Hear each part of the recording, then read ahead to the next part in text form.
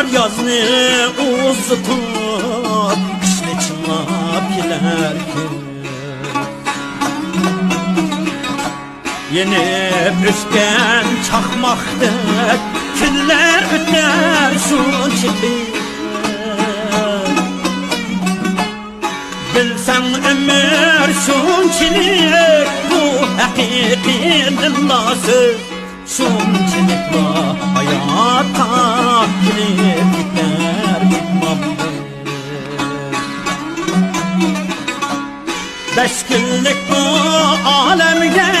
girip gider gitmem biz ilah koşal etmeyli imkanıma insan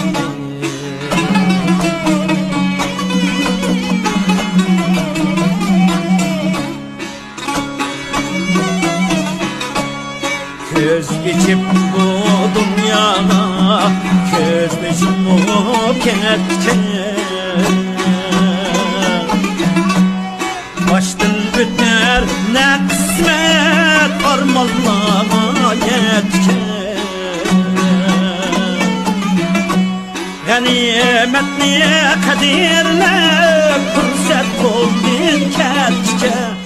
arman bulman dünyada girip gider gitmem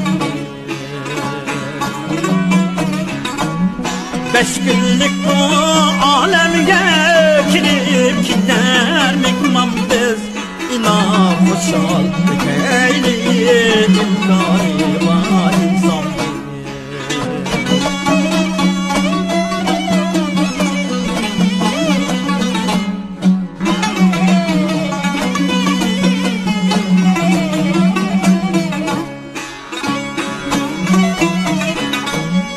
Yaxşılıkla kılaylı alem külsün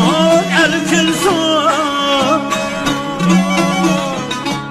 Kınırlanıp hepler yaxşılıklı tam kalsın Bir vapa bu dünyaya yaxşılıkla şah bulsun Meyli şahsen ya kaday bu dünyaya bekmam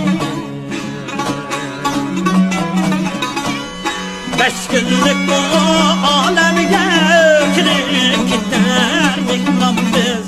ilah koşan yaşaylı imkanı var insan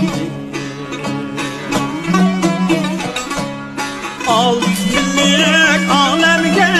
girip gider bekmam biz şer